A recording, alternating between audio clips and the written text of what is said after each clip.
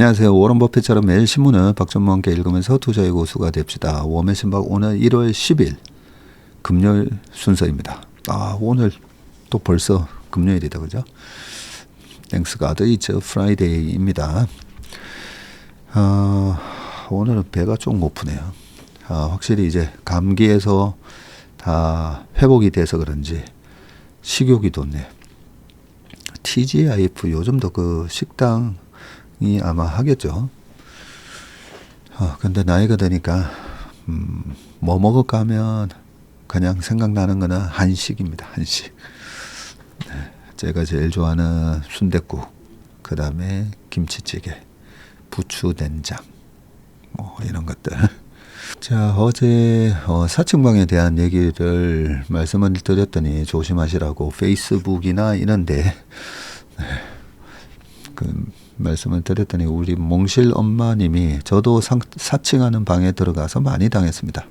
시대에 빠져 살다 채슬리 회원이 되면서 위로받고 있습니다. 항상 감사드립니다. 라고 하셨습니다. 어스 얼라이언스와 그 채슬리 인턴십 프로그램을 여기 고정 댓글 처음 고정 댓글에 들어가 보면 아마 나올 겁니다. 지금은 어제 론칭을 한 ETF 2025년 ETF 투자 바이블도 있는데요. 그 전에 밑에 보면 이 채슬리 오피셜 멤버십 가입에 관한 요 고정 댓글도 있는데요. 이 인턴십을 한 이유가 저한테도 하루에 보면 이 사칭방, 이 리딩방에 가입하라는 문자가 정말 너무 많이 오는 거예요. 한 2, 3년 전부터. 그리고 그 사칭방 보면 제 이름뿐만 아니라 우리 업계에서 어느 정도 유명하신 분들, 거의 모든 분들이 다 그런 이름을 써서 문자가 날라오고, 제가 경찰에 신고하면 피해 사실이 있습니까? 아니요, 없는데요 하면 이 피해 사실이 있어야 접수를 뭐 받아서 한다는 거예요. 그러면 우리 여기 댓글에도 그죠? 누가 써 주셨지만 아니 타인의 주민등록증으로 대표님인 척하는 것과 뭐가 다르는지 모르겠네요. 이게 사기고 명예훼손 아닌가요? 뭐라고 하셨는데 맞습니다. 제가 아니 칼을 들고 지하철역이나 이런 데 누가 칼 들고 가서 서 있으면 경찰이 출동해서 저거 해야 되잖아요. 왜냐하면 피해가 발생 안 해서도 충분히 그 의도가 있으니까 다른 사람을 피해 줄 의도를 가지고 있는 거잖아요. 그런 것처럼 이 사칭방도 보면 이거 엣지인가요? 마이크로소프트 엣지인가? 그것도 열어보면 예전에 강광천 회장님부터 뭐 손석희 아나운서도 그랬었고 보면 왜 저분들이 저런 광고를 하고 있지? 근데 보면 위에 AD라고 광고라는 게 적혀 있고 그 얼굴도 다 사칭해가 그죠? 얼마 전에 유재석 씨랑 다 그거 공동 대응해가지고 뭐 신고했다라는 기사를 몇 개월 전에 본 적도 있는데 버젓이 우리나라 같은 사회에서 그렇게 버젓이 저렇게 유명인 사칭해가지고 저런 걸 하는 걸 그대로 냅두고 있는 그게 저는 도대체 이해가 안 됐었는데 신고 전화를 하면 피해 사실이 있습니까? 그런 뭐 얘기가 있을 때마다 그거는 엄청난 피해가 일어났었거든요. 2, 3년 전에 저희 회사에 가끔씩 이렇게 전화 오시거나 찾아오신 분 중에 뭐 돈을 7억 보냈다는 할머니 계셨고요. 그리고 돈을 2억 5천 보냈다. 뭐 그런 분들 꽤 많았었습니다. 그래서 그런 거를 어떻게 해결할까 신고해도 뭐 잘 되지도 않고 카톡이나 이런 데는 계속 카톡에 그 채널이나 이런 거는 신고해서 계속 없애고는 있는데 페이스북 이런 데가 버젓이 그렇게 활동을 하고 있고 그래서 그 어스하고 해서 공식적인 그 공부하는 방 거의 다 거기 그 사측 문자를 보면 이거 이 공부하는 방인 것처럼도 많이 꼬드기더라고요. 그래서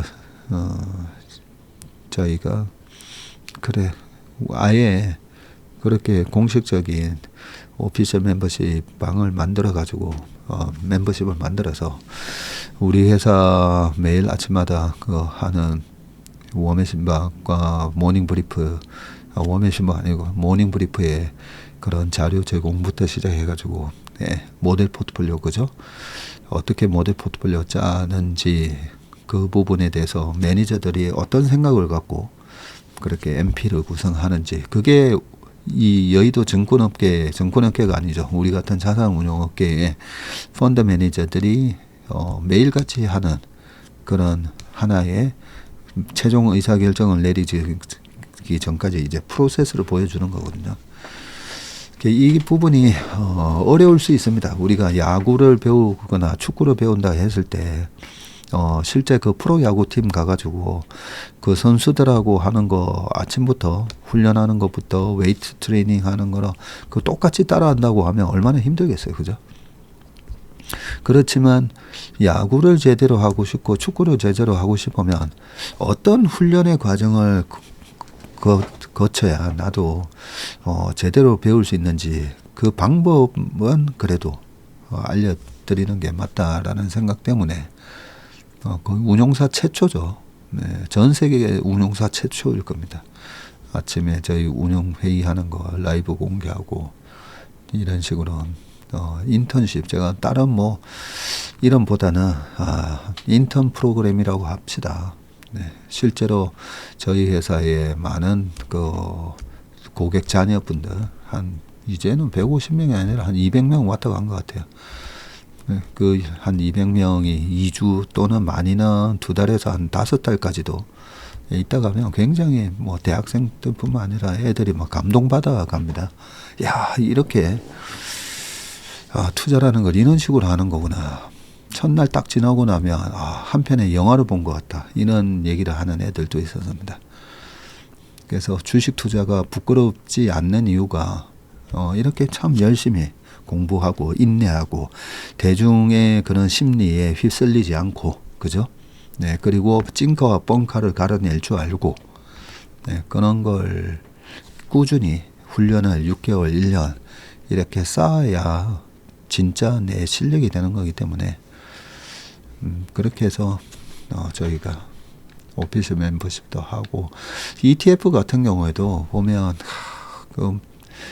매년이 아니죠. 매주 어떤 마케팅 목적으로 ETF가 막 나오는데 우리가 그 쏟아지는 ETF에서 어떻게 뭘 투자해야 되는지 그것도 주식하고 똑같아요. 주식시장에서 막 회자되는 종목 뒷조사해서 하면 안 되는 것처럼 새로 올라오는 ETF 같은 경우에도 보면 좀 장기적인 안목으로 만들어진 ETF도 있긴 하지만 보면 정말 대중적인 분위기에 휩쓸려서 재작년에 2차전지 레버리지 같은 거 거의 꼭지에 제가 설정되는 걸 보면서 한탄을 좀 했다고 했잖아요. 우리 운영업계에 저런 상품을 만드는 사람도 그래도 저 2배짜리 이런 거를 그 꼭지에 사게 되면 앞으로 6개월 뒤에 1년 뒤에 얼마나 큰 피해가 날지를 눈에 보듯 불을 보듯 뻔한데 그런 상품이 만들어지고 그게 또 일주일간 수익률은 얼마나 씁니다. 광고를 하고 그러면 그거 보면 우리 몸의 DNA가 나만 이거 소외되고 있나 나만 돈 못 벌고 있나 그런 걸로 쫓아 사게 된다잖아요. 그게 주식이나 ETF나 똑같아요. 그렇게 해서나 우리의 소중한 노후 자금을 관리해야 되는 이 ISA나 IRP 계좌에 그렇게 투자하면 안 되는 거거든요. 그래서 이번에도 그 ETF를 어떻게 투자하는 게 맞는지 그런 부분에 대해서 나름대로 심혈을 기울여서 저희가 만들어서 올려놨습니다. 투자하시는데 많은 도움이 되시기를 바라겠습니다. 자, 그러면 기사로 들어가 보도록 하겠습니다. 젠슨 황, 다음 먹거리는 피지컬 AI, 삼성, LG, SK, 우리도 준비라고 되어 있습니다.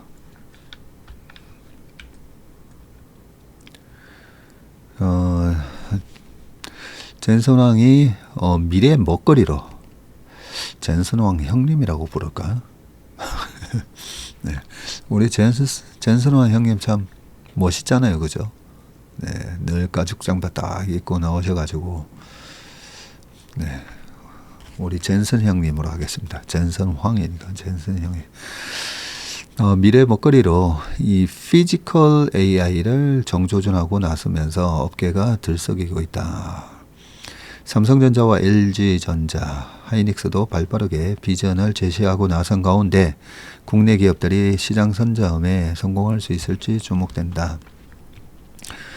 황 CEO는 세계 최대 가전 IT 전시회 이 CES 기조연설에서 AI의 다음 개척 분야는 피지컬 AI라고 밝혔고요. 이 피지컬 AI는 휴머노이드, 인간형 로봇이나 자율주행차 같은 실물, 하드웨어에 탑재되는 AI입니다. 젠슨 황은 이번에 피지컬 AI 개발 플랫폼 코스모스를 공개하며 현실을 복제한 가상공간 디지털 트윈에서 로봇을 학습시켜서 AI 로봇 개발이 부딪힌 한계를 극복하겠다고 설명을 했고요. 실제 공간에서 움직이는 AI 로봇이 어느 정도 강도로 물건을 쥐어야 할지 알려면 방대한 양의 데이터와 테스트가 필요한데 전 세계 AI 로봇 개발사들이 엔비디아의 코스모스를 활용해서 개발할 수 있게 판을 깔아주겠다는 의미다. AI 칩의 절대 강자로 꼽히는 엔비디아의 새로운 청사진 제시에 가장 발빠르게 움직인 것은 SK그룹이고, 최태원 회장이 기자간담회에서 황 CEO와 로봇 등 피지컬 AI 분야에서 의견을 교환했다면서 젠슨 황이 최근 발표한 코스모스 플랫폼을 앞으로도 같이 하면 좋겠다고 이야기했다고 말을 했습니다. 양사의 동맹이 HBM에 이어서 피지컬 AI로 이어질지 주목되고요. 박철환 서정대 교수는 피지컬 AI 구현을 위해 가장 중요한 게 고성능 메모리인데 현재 엔비디아의 HBM을 차질 없이 공급할 수 있는 벤더는 마이크론과 하이닉스 정도라고 말을 했고요. 미국 시장조사 업체 BCC에 따르면 지난해 세계 로봇 시장은 784억 달러에서 2029년 1652억 달러 수준까지 커질 전망이라고 되어 있습니다. 삼성, LG도 휴머노이드 로봇 개발 청사진 발표라고 되어 있고, 이 로봇은 뭐죠? 라스베가스 퐁텐블루 호텔 엔비디아 전시관에서 휴머노이드 로봇 유니트리 G1이 관람객과 악수하고 있다. 삼성전자는 휴머노이드 로봇 산업에 보다 속도전을 내겠다고 했고요. 미국 시장조사 업체 BCC에 따르면 지난해 세계 로봇 시장 규모는 784억 달러에서 29년에는 1652억 달러, 240조 원 수준까지 커질 전망이라고 했고요. 한종희 삼성전자 DX 부회장은 삼성전자가 로봇 분야에 대해 그다지 빠르다고 볼 수는 없지만 우리도 투자해서 기술력을 확보하려고 노력하고 있다. 휴머노이드 계획이 빨라질 것 같다고 말을 했다. 전자는 최근 레인보우 로보틱스를 자회사로 편입을 했고, 레인보우 로보틱스는 국내 최초로 이족 보행 로봇 휴보를 개발한 가이스트 휴보랩 연구진이 설립한 기업입니다. 한 부회장 직속으로 미래 로봇 추진단을 신설을 했고요. 한 부회장은 기술이 쌓이고 나면 휴머노이드까지 갈 것이라고 강조했다. 좀 아쉽네요. 한 20년 전에 삼성전자가 앞으로는 또 바이오다, 또 의료 장비다 이러면서 그 의료 장비 회사를 자회사로 편입시키기도 했었거든요. 그래서 저는 삼성전자가 가전을 넘어서서 그 우리가 건강검진 같은 거 받으러 가면 그 CT 촬영이나 이런 거 보면 굉장히 큰 그런 기계 속에 들어가 가지고 비싼 돈 내고 하지 않습니까? 그죠? 그래서 20년 전에는 삼성이 앞으로도 이 의료 기기 분야에서도 크게 도약을 하겠구나라고 생각했는데 크게 뭐 그런 건 없었어요. 보면 20년 동안에 그 회사 이름이 기억날랑 말랑 하는데, 그래서 이 로봇 시대가 이제 시작이 됐는데 그다지 빠르다고는 볼 수는 없지만 우리도 투자해서 기술력을 확보하려고 노력하고 있다. 이것보다는 좀 더 이 약간 생존, 여기서 로봇에 빨리 그 기술력으로 그 마라톤으로 따지면 선두 그룹으로 도약하지 못하면 생존이 위험해질 수 있다. 약간 그런 위기감을 더 좀 가지셔야 될 것 같은데, 앞으로 5년 동안 저는 로봇이 정말 뭐 오늘 아침에 로봇 청소기 또 주문을 하긴 했었는데요. 그 우리 일상생활에 좀 계속 이렇게 이 피지컬 AI가 침투하지 않습니까? 그죠? 자, LG전자는 가정용 휴머노이드에 대한 선점 의지를 보였다. 조주환 LG전자 CEO는 로봇 산업은 확실한 미래라고 생각해 준비하고 있고 베어 로보틱스 추가 지분 투자도 고려하고 있다. 이어서 가정이란 영역이 메이저 무대라서 가사 휴머노이드, 가사 로봇 등 컨셉트를 가지고 개발을 진행하고 있다고 밝혔고, 모건 스탠리는 휴머노이드가 가정용으로 본격 보급되는 시점을 2030년으로 예측을 했네요. 이후 꾸준히 수요가 늘어서 2040년에는 800만 대, 2050년에는 6,300만 대가 보급될 것으로 봤다. 자, 업계에서는 이미 앞서 나가고 있는 미국, 중국과 비교해서 한국 기업들이 뒤처졌다는 풀이가 나오고 있고요. 젠선왕의 기조 연설에서 소개한 10여 종의 휴머노이드 로봇에 한국 제품은 없었다. 보스턴 다이나믹스의 E 아틀라스, 에질리티 로보틱스의 디지트, 피규어의 피규어 O2, 그리고 미국에서 개발되고 있는 로봇과 유니트리 H1, 샤오펑 아이언, 갤봇 G1 등 중국 업체가 개발한 로봇이 대다수를 차지했습니다. 김양팽 산업연구원 연구원은 한국 기업들은 자동화 로봇 등 단순 제어 중심으로 기술을 발전시켰는데 좀 더 정밀한 공정이 필요한 휴머노이드 형태의 로봇 개발에서는 뒤처지는 게 사실이라면서 그간 투자도 많이 하지 않았고 시장 크기도 적었던 역량이라고 말을 했습니다.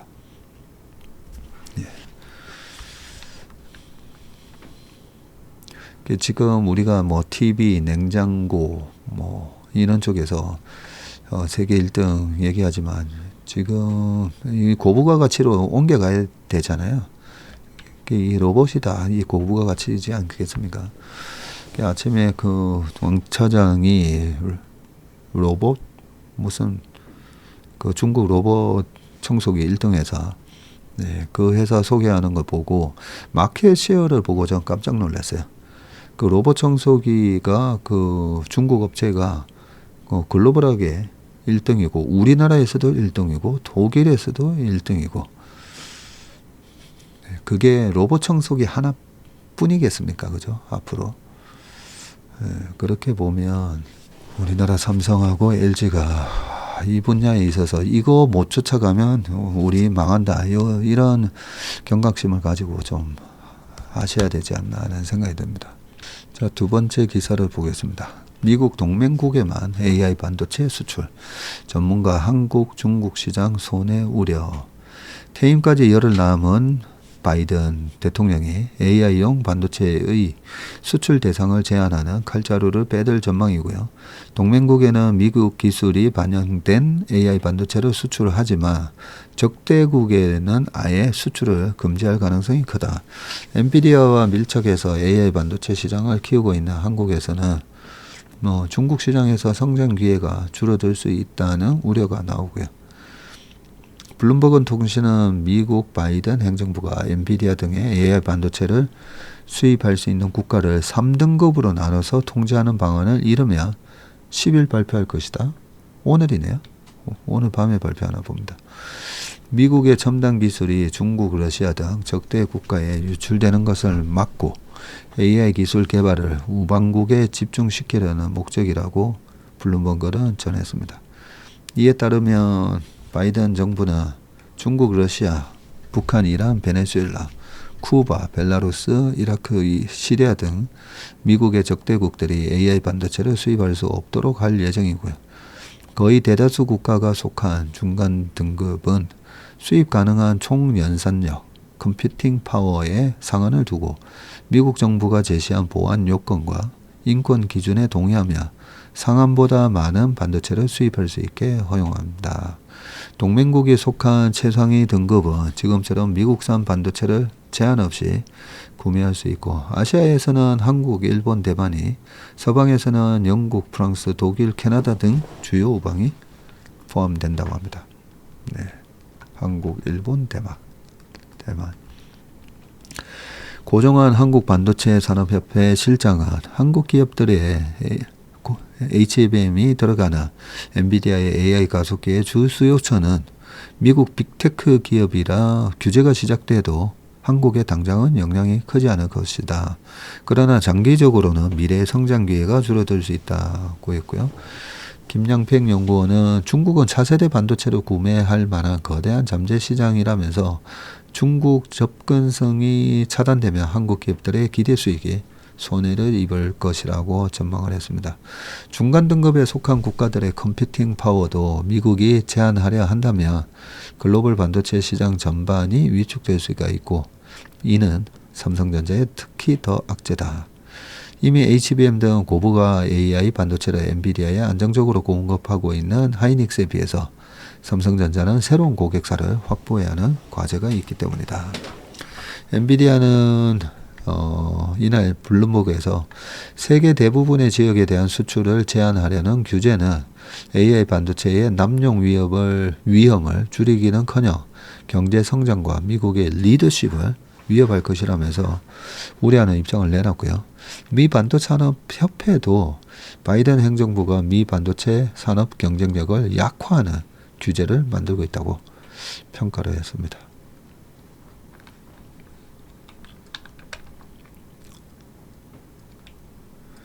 자, 그 다음 기사 보겠습니다. 워낙 지금 이 AI가 앞으로 5년 동안 계속 봐야 될 90년도 후반에 온라인 닷컴 혁명하고 거의 똑같기 때문에 계속 이 부분을 팔로우업을 해봐야 될 것 같고요. 큰 물줄기가 이제 시작이 됐는데 그 물줄기가 어디로 이렇게 흘러서 가는지나 이렇게 신문을 보면서 계속 모니터링을 하는 게 제일 좋다고 생각이 듭니다. 자, 엔비디아가 픽했다. TSMC 2열 대박 후보. 죄다 대만 기업이다. 라고 되어 있네요. 네, 그레이스 블랙웰.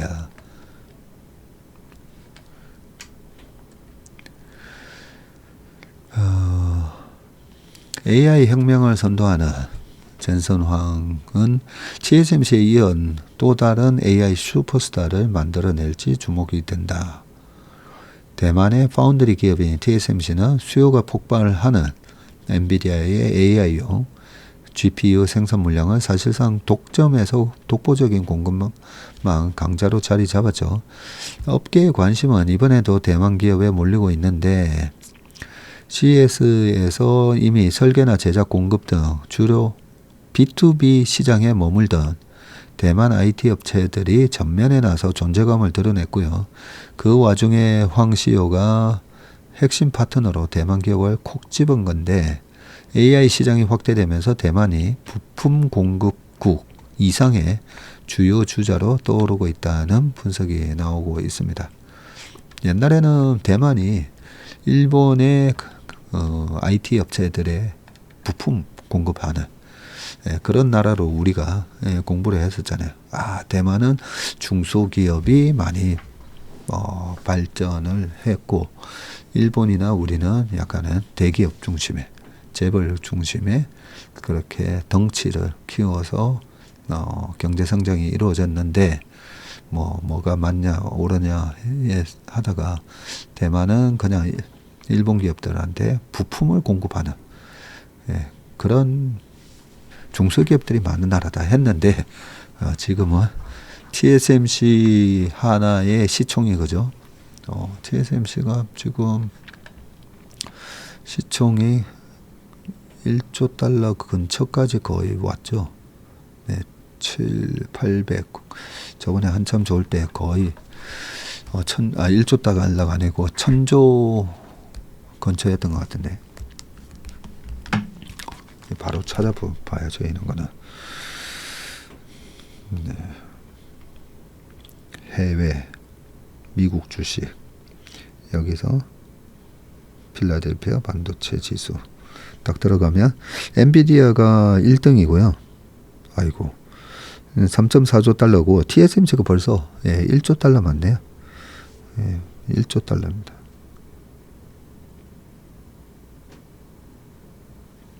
우리나라 돈으로 따지면 지금 환율이 1450원이 곱해야 되니까 1568조입니다. 잘못하면 우리나라 코스피 다 합친 거랑 TSMC의 시총하고 또 똑같아지는 그런 사태가 곧 나올 수도 있겠네요. 씁쓸하다 그죠? 엔비디아가 콕 집은 미디어텍, TSMC 2열 AI 슈퍼스타냐인데 일단 이 그림이 뭐죠? 젠손왕이 기조연설에서 개인용 AI 슈퍼컴퓨터 프로젝트 디지트를 소개하고 있다. 여기 젠손왕 살짝 보이네요. 이게 뒤에가 전체가 스크린이다. 그죠? 자, 가장 유력한 후보는 대만의 팹리스 반도체 설계만 하는 이 팹리스 기업인 미디어텍이고 젠슨왕은 AI 대중화에 대한 비전을 제시하며 미디어텍을 언급해서 업계의 이목을 집중시켰는데요. 이 자리에서 개인용 AI 슈퍼컴퓨터 프로젝트 디지트를 공개한 그는 이게 개인용 AI 슈퍼컴퓨터군요. 네.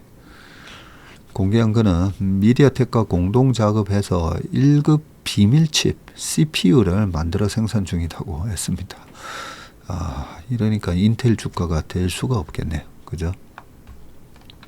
손바닥 크기의 이 초소형 컴퓨터에는 엔비디아가 개발한 블랙웰 GPU와 그레이스 CPU가 결합된 통합 칩셋인 GB, 그레이스 블랙웰 10이 탑재가 되고요. 손바닥 크기의 초소형 컴퓨터? 저는 이거 보면서 개인용 슈퍼컴퓨터인데 너무 크다라고 생각했을 테니 손바닥 크기라고 합니다. 미디어텍은 CPU를 공동 개발했고 AI 연산을 담당하는 GPU와 이를 조율하는 CPU의 유기적 결합이 AI 컴퓨터의 성능을 좌우하는 만큼 미디어텍이 엔비디아의 핵심 파트너로 자리매김했다는 평이다. 미디어텍의 기술력이 입증됐다는 시각도 있는데 1997년에 설립된 미디어텍은 과거 삼성전자의 중저가 모뎀 칩을 공급하는 등 보급형 모바일 AP, 스마트폰의 두뇌 역할을 하는 스마트폰의 CPU 같은 게 AP죠. 모바일 AP 시장에 주력해 왔고요. 그러나 최근에는 고성능 AP 시장에서도 존재감을 키워왔네요. 젠슨왕은 ARM 기반 이 시스템 온 칩 설계 리더인 미디어텍과 협력해서 동급 최고 전력 효율성과 성능, 연결성 확보에 기여했다고 미디어텍을 축켜 세웠다고 합니다. 변방 부품사에서 CES 주류로 올라선 대만 기업. 기가바이트. 네, 대만의 컴퓨터 부품 업체 기가바이트가 또 CES에 이 부스를 차려는 모습이네요.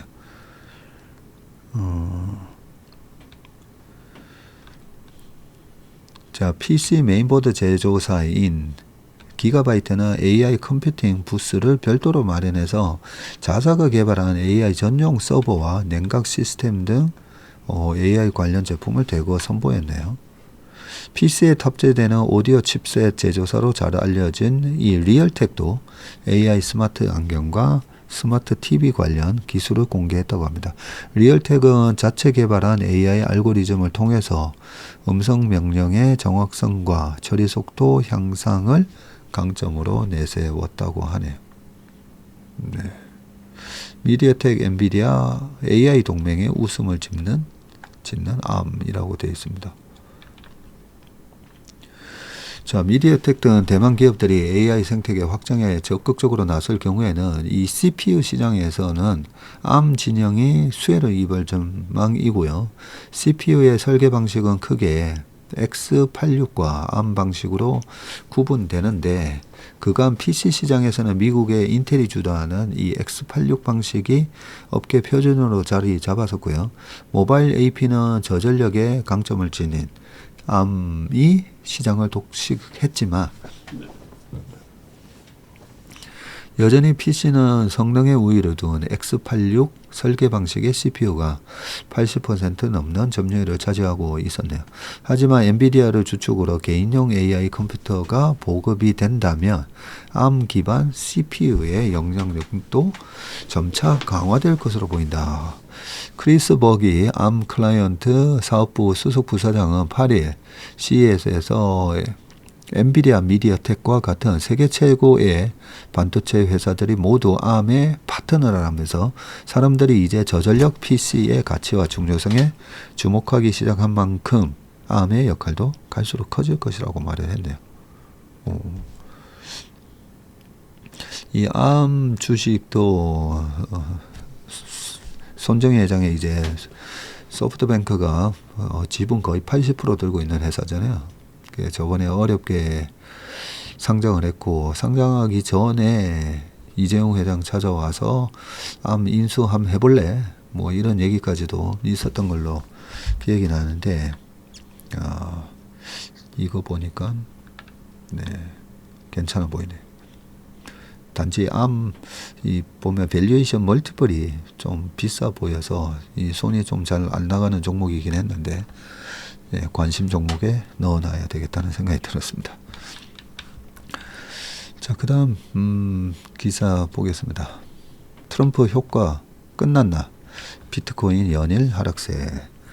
비트코인이 우리 봄의 신방 우리 가족분들은 아마 아시겠죠. 제가 작년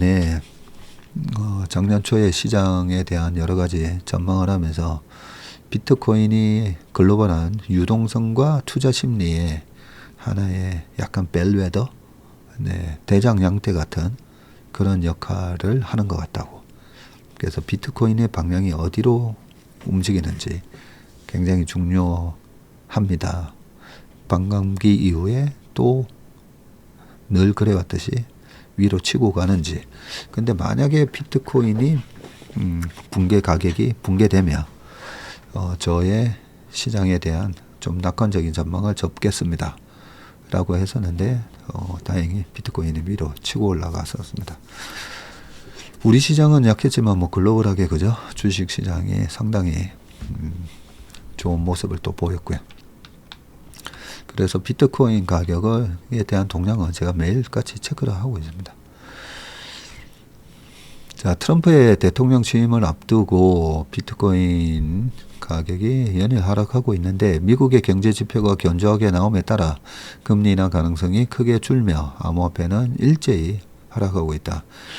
글로벌 코인 시황 중개 사이트인 코인 마켓 캡에서 비트코인은 91,979달러에 거래되고 있는데, 비트코인이 92,000달러가 붕괴된 것은 지난 12월 31일 이후 처음이다. 아니 뭐 며칠 며칠 안 지났잖아요. 비트코인은 약 1시간 전에 얼마 91,000달러 붕괴도 위협을 됐었고, 시총 4위 리플도 24시간 전보다 2% 하락한 2.2달러에 거래되고 있다. 이날 20일 트럼프 취임을 앞두고 트럼프 효과가 소진되고 있기 때문으로 풀이가 되는데, 특히 최근 들어서 거시 경제 지표가 견조하게 나옴에 따라서 연준이 당분간 금리 인하를 하지 못할 것이라는 전망이 고개를 들며 암호화폐는 연일 급락하고 있다. 이날 하루에만 비트코인 상장지수 펀드, 여기도 ETF가 나오네. ETF에 5억 8천만 달러가 유출됐다.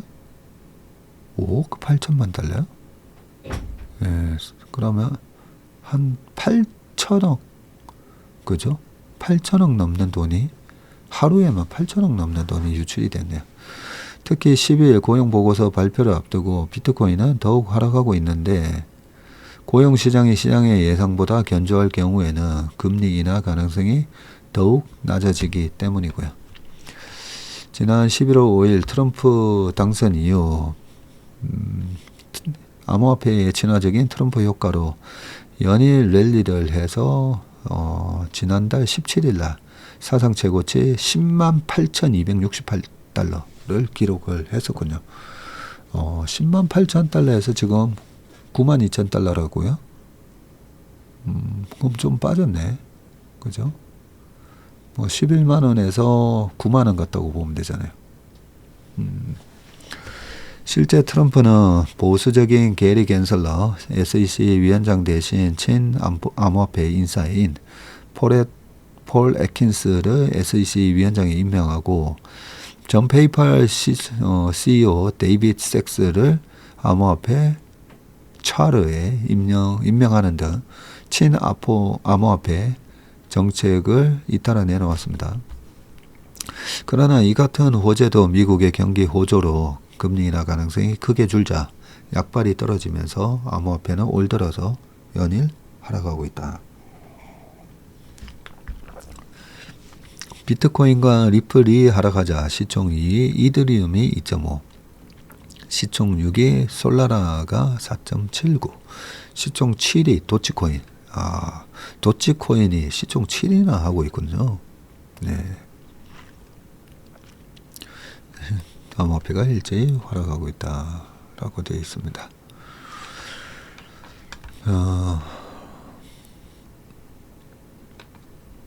관련된 주식도 그죠?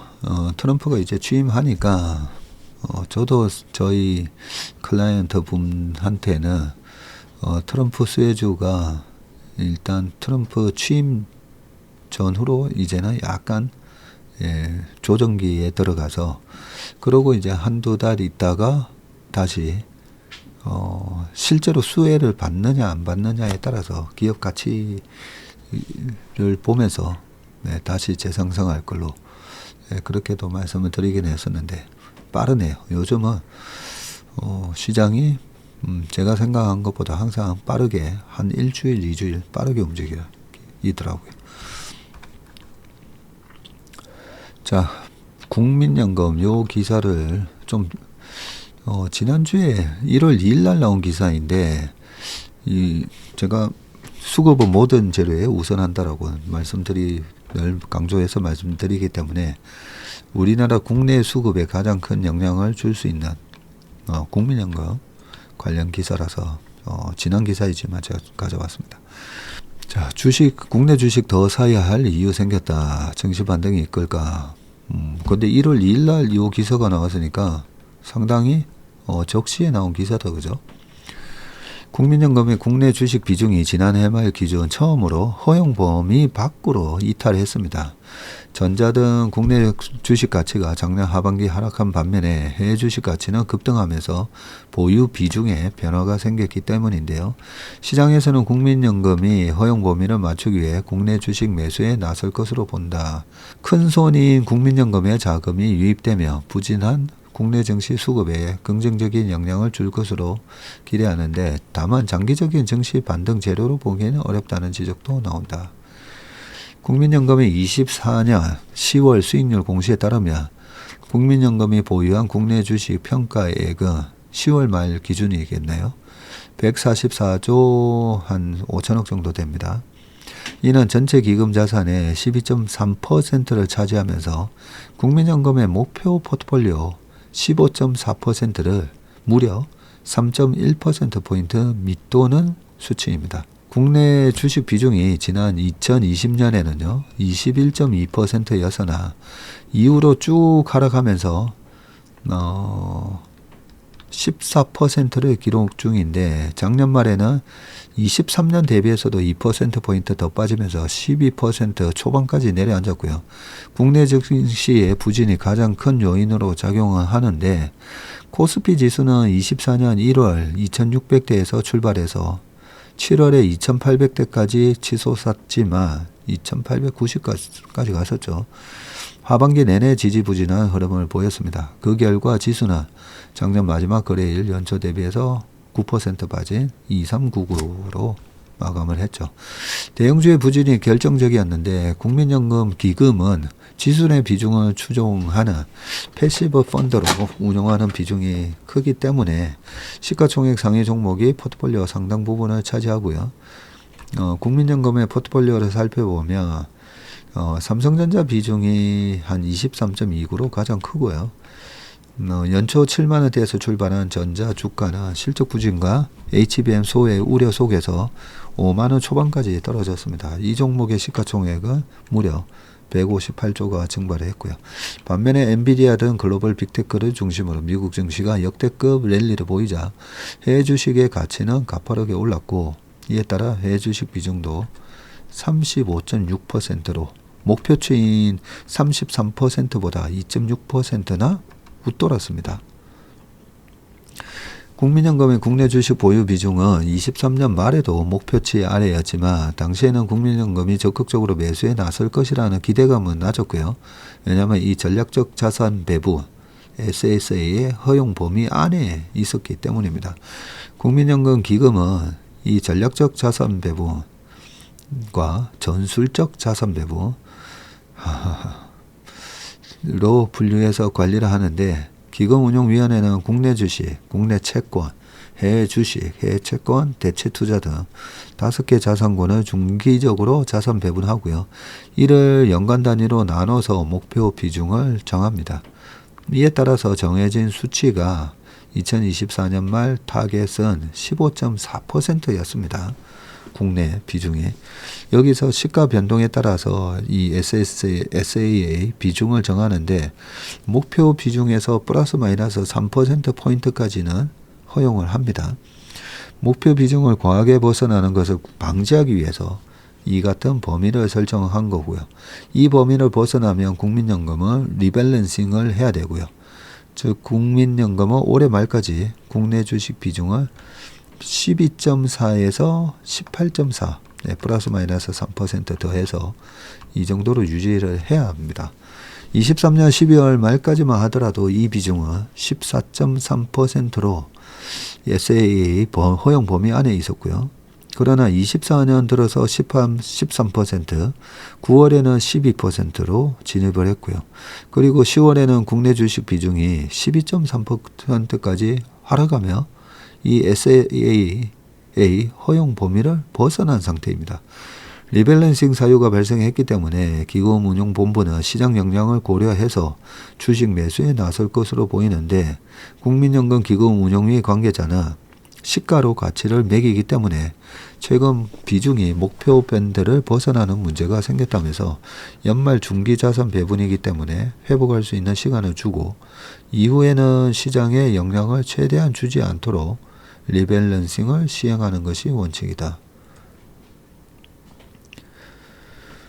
자, 국민연금은 과거에도 허용 범위를 이탈하자 비중 조절에 나선 적이 있었는데 2020년 기금운용본부가 설정한 국내 주식 비중이 그해 말 17.3%를 목표로 하고 있었는데 실제 20%로 치솟자 비중을 맞추기 위해서 팔자로 대응을 했었죠.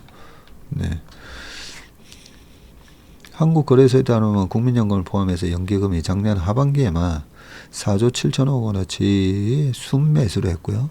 자본시장에서는 국민연금이 올해도 사자를 이어갈 것으로 보고 있다. 큰 손이 매수에 나설 것이라는 관측은 증시 반등을 기대하게 하는 재료 중에 하나다. 한 자산운용사 대표는 가이드라인보다 낮아졌기 때문에 매수 사유가 발생한다면서 다만 한 번에 자금이 들어오지는 않고 기준을 맞추기 위해서 6에서 7개월간 비중을 다시 채울 것으로 보인다고 했습니다. 물론 일시적인 수급 개선만 있을 뿐 아니라 장기적으로 증시 랠리를 이끌기는 어렵다는 지적도 있는데 한 펀드 매니저는 연금이 산다는 것 자체는 일시적인 효과를 낼 뿐이라면서 더욱이 금융주에 대해서는 국민연금의 보유 한도가 정해져 있는 등 제약이 있고 결국 정해진 비중을 다시 맞추면 차익 실현에 나설 것이기 때문에 효과가 지속적이지는 않다고 설명을 했습니다. 이어서 결국 국내 기업들의 펀더멘털이 개선되고 외국인 투자 자금이 얼마나 들어오는지가 증시의 향방을 좌우할 것이라고 덧붙였습니다. 네. 아까 20년도에 뭐 17.3%였는데 20% 넘어가니까 잘 팔았잖아요. 네, 우리나라는 제가 시클리컬 기업이 많기 때문에 이 시클리컬 기업을 갖고 이익을 트래킹하면서 매매하면 필패거든요. 그래서 국민연금의 이 방법이 되게 단순 무식해 보이지만 그래도 딱 목표 주중 세워놓고 올라가서 3% 넘어가면 팔고 그리고 밑으로 또 3% 이상 떨어지면 또 사고 그게 그래도 우리나라 시장에는 맞는 전략이라고 저는 생각을 합니다. 그런데 그 20년도, 21년도에 저렇게 올라갔을 때 파는 게 맞았듯이 만약에 안 팔았었으면 오히려 더 추가적인 오버슈팅이 있었을 수도 있어요.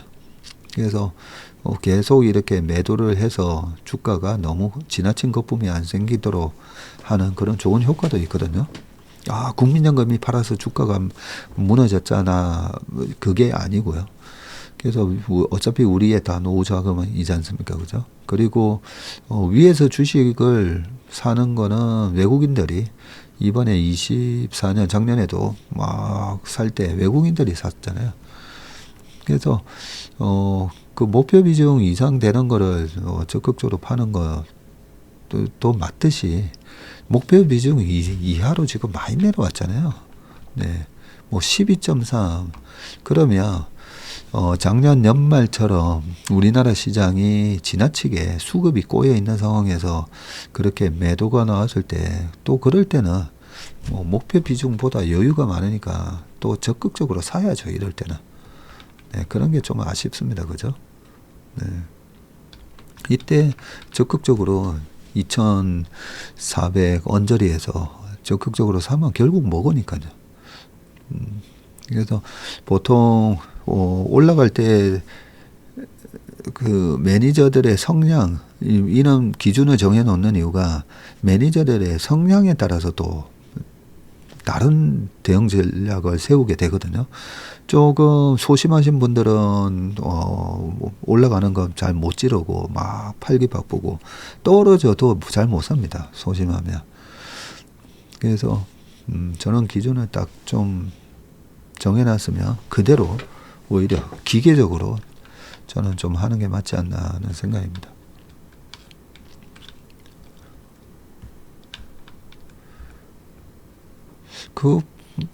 이 계량적 분석이나 해보면 이 PBR 0.9 밑에서 주식 사는 게 굉장히 안전하다는 걸 알 수가 있는데 왜 그렇게 좀 자신감이 없으신가 모르겠습니다. 꼴찌에 발라 코스피 코스닥 연초 수익률 세계 1위라고 되어 있습니다. 자, 마지막 기사인데요. 한국 증시 지난해 과매도로 인한 밸류에이션 매력이 높아져라고 되어 있고요. 내용 한번 쭉 보겠습니다. 작년 하반기에 너무 빠졌으니까 이 정도 오르는 거가 뭐 반란 정도는 아니죠. 아직까지. 네. 우리 많이 묻다입니까? 그죠? 작년에 많이 올라가야 됩니다. 이 많이 묻다가 아시죠? 네, 많이 먹었다가 아니라 장동건 씨가 얘기했던 고마해라 많이 묻다 이가 정말 작년 하반기는 이제 좀 고만 좀 패지 하는데도 계속 그죠? 시장이 빠지면서 정말 힘든 나날들이었습니다. 코스닥이 6.5 그리고 뭐 코스피 얼마 쭉 돼 있고요. 같은 기간 미국, 일본, 대만, 홍콩 별로 재미가 없었습니다. 자, 이 같은 코스피 상승세를 이끄는 것은 돌아온 외국인 때문입니다. 지난해 하반기 국민연금 때문이 아닙니다. 외국인 때문입니다.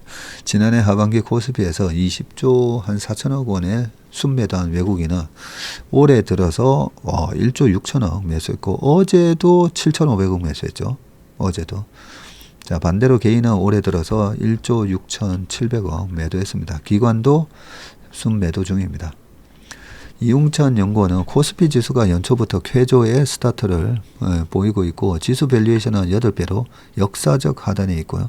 원화가 큰 폭 약세를 보여서 외국인 투자자에는 가격 매력이 더욱 커졌다고 보고 있고요. 전자도 올해 들어서 6%, 하이닉스는 18%나 올랐습니다. 김대준 한투연구원은 12월 반도체 수출이 11월보다 나아졌으며 한국 IT 여팡을 선제적으로 알려주는 미국 ISM 제조 PMI도 반등을 했다. 글로벌 달러와의 약세로 원화 가치 하락이 제한된 가운데 매년 IT 산업에 큰 모멘텀을 가져오는 CS2025가 낙관 심리를 불러일으키기도 했다. 요게 핵심이죠. 요게 ISM 제조 PMI. 네. ISM 제조 PMI가 돌았을 때는 우리나라 증시가 상당히 좋다라는 거는 많이 말씀드렸습니다. 자, 국내 정보원사 17곳 25년 코스피 밴드 전망 지난번에 한번 봤습니다. 그죠? 예, 최하단은 DB 금투의 2100, 최상단은 2800. 네. 우리 최슬리 TV에서 초대 손님 모셔가지고 한 번씩 합방 방송을 했었는데 이 DB 금투에 그 문홍철 연구원하고 강영기 연구원 다 제가 좋아하는 후배들이거든요. 한번 이 후배들 불러서 강대약 한번 네, 한번 해볼까 그 생각도 하고 있습니다. 증권가 확실한 추세 반등은 아직 모멘텀 있는 업종별로 대응 추천이라고 뭐 쭉 돼 있고요. 이용찬 노동길 연구원은 코스피는 트럼프 행정부의 관세 정책, 중국 양회 전후 정책 무게 중심 이동을 확인한 뒤 회복 채널에 복귀할 수 있다고 본다. 올해 1분기 증시 수익률은 시장금리 상승, 트럼프 정부 출범에 따라 속도 조절이 나타날 것이라고 했고 이용찬 연구원은 밸류에이션 하단에 있는 한국 증시가 더 빠지기는 어렵다면서 아직은 주도 업종을 찾기보다는 지수 움직임을 따라가는 구간으로 모멘텀이 있는 업종 중에서 순환매가 나타나며 짧게 대응하는 것이 적절하다고 판단된다. 한지영 키움증권연구원은 국내 증시에 대한 시장의 인식이 여기서 얼마나 더 나빠지겠냐로 무게중심이 형성된 것으로 보이며 제대로 된 추세 반등을 위한 앞으로 얼마나 더 좋아질까는 인식은 수출 이익 성장률 둔화가 종료되고 업사이클로 가는 구간에서 나올 수 있어 시간은 좀 더 필요할 것이라고 말을 했다고 합니다. 아까 그 비트코인 트럼프 효과가 끝났나라고 돼 있는데 이 트럼프 취임을 앞두고 트럼프 수혜다 했던 게 빠지며 그동안에 우리나라는 트럼프 피해다 하면서 많이 빠졌었잖아요. 네, 그러면서 올랐던 거 내려가고 빠졌던 거 올라가고 약간 그런 움직임도 있는 것 같습니다. 네, 오늘 몸의 심박은 여기까지 하겠습니다. 추운 날씨에 감기 조심하시고 행복한 하루 되시길 바라겠습니다. 고맙습니다. 안녕하세요. 저는 채슬리 투자자문의 박세익 전무이고요. 채슬리 투자자문 이승준입니다. 네, 많은 분들이 기다리셨던 ETF 강의 드디어 저희가 시작하게 되었습니다. 이 ETF 강의를 위해서 우리 이승준 대표님과 그리고 최일호 상무, 박성구 매니저까지 맞습니다. 거의 한 달 넘게 야근을 하면서 심혈을 기울여서 자료를 만드셨기 때문에 이 강의만 들으셔도 ETF가 뭔지 어느 정도 이 투자에 대한 감을 잡으실 수 있다라고 생각을 합니다.